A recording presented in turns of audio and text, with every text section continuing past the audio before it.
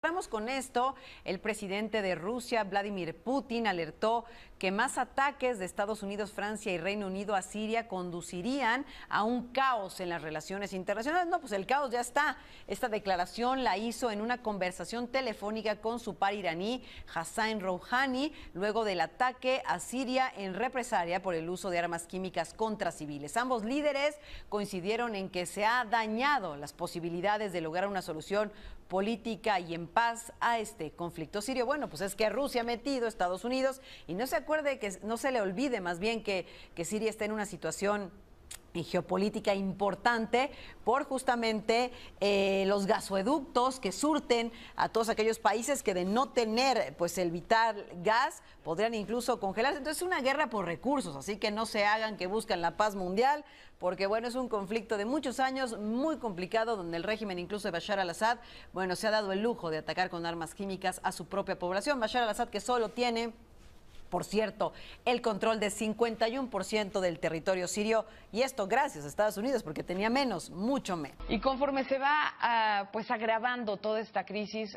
ciertamente aparecen más dudas que afirmaciones. Y justamente para conversar sobre la tensión que hay entre Estados Unidos, Rusia, por este ataque químico en Siria, y es poco decir, nos acompaña en el estudio el historiador Cristian Nader. Bienvenido, Cristian. Hola. Y cuéntanos un poco, ahorita estábamos dando nada más las noticias de los últimos minutos, de las últimas horas, pero cuéntanos cómo está la situación y por qué se ha ido tensando tanto en estos últimos días. ¿Trump tiene que ver?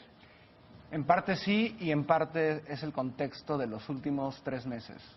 Digamos que en Siria actualmente hay 4 zonas de conflicto muy claras. Una es el norte, donde está ocupado por Turquía, en la ciudad de Afrin. Uno es Deir ez-Zor, que está más al este, cerca de la ribera del Éufrates.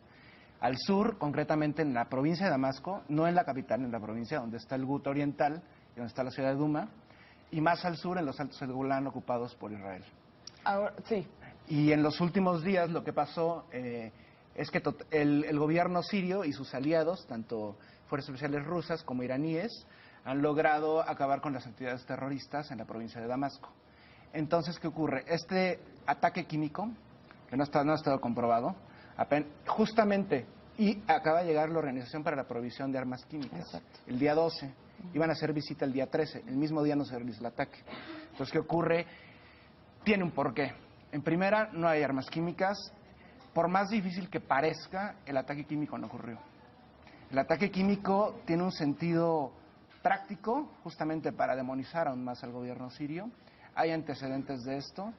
Están los grises negros, antecedentes de los llamados cascos blancos. Es un gran montaje a nivel internacional, principalmente alentado por el gobierno turco, el gobierno saudí, el gobierno israelí, el gobierno estadounidense y el británico. Esto se hace a través, en primer lugar, los cascos blancos, entre comillas, que son parte del Frente al-Nusra, mandan ciertas imágenes, lo que realizan, cierta manipulación de las escenas y de los testigos, mandan todo este material al llamado Observatorio Sirio de Derechos Humanos, Sí. que es un personaje que vive en la ciudad de Coventry, en Inglaterra. O sea, ese es el observatorio, un señor. Y él difunde estas notas a los medios, principalmente anglo-británicos, principalmente Sky News y BBC. Y de ahí se hace un polvorín que nadie puede tener. Entonces es muy difícil comprobar qué ocurrió, qué no, porque in situ no hay nadie, solo hay pocas personas. Podríamos hablar de 3 testimonios importantes. Uno es Robert Fisk, es uno de los periodistas más importantes británicos. Él visitó la zona de Duma, no pasó absolutamente nada.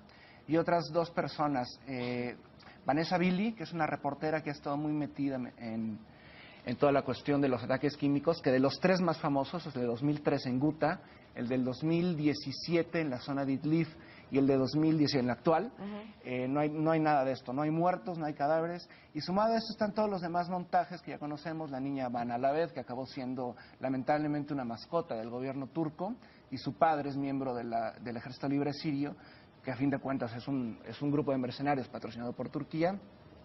Entonces justamente este ataque llega en el momento adecuado, y sumado a esto está, digamos, todo en el aspecto personal de Trump, cómo podría servir para él. Pues está justamente la investigación en este momento en suelo estadounidense por todas las cosas que ha hecho Trump, ¿no? Ahora, tiene sentido todo lo que nos cuentas y creo que además tu aportación finalmente nos da luz hacia este asunto porque lo hemos platicado desde otros ámbitos, pero es importante también entender cómo pudo no haber sucedido, es decir, lo dices bien, esto puede ser un montaje ciertamente y lo interesante es entonces entender por qué habrían de estar interesados Estados Unidos y sus colegas y sus aliados en hacer esto y justificar el ataque en Siria. ¿Por qué les interesa atacar Siria?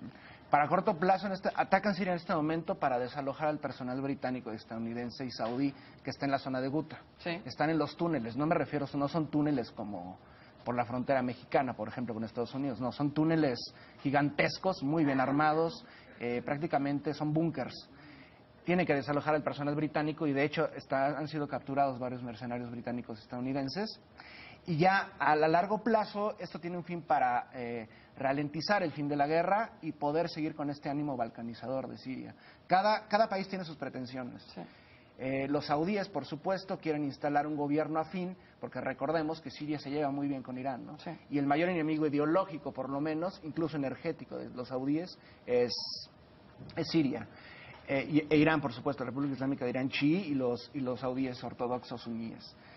Por otro lado, está la intención de Turquía al norte de evitar que se cree un Kurdistán, por lo menos en Irak y en Siria.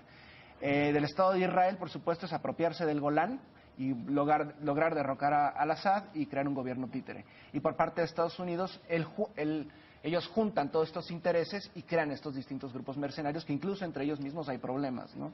Por ejemplo, en este momento Erdogan está en medio del Kremlin y en medio de Washington. Entonces tienen que decidir porque están durmiendo con el enemigo. Negociaciones. Ay, Dios mío. Cristian Ader, tienes que regresar porque hoy nos abriste pues muchos lados de esta crisis que no habíamos escuchado antes. Así que bueno, pues ya esto queda abierto. Y Cristian Ader, muchas gracias, historiador. No, gracias a ti. Seguimos la plática. Y chicas, vamos con ustedes del otro lado del estudio.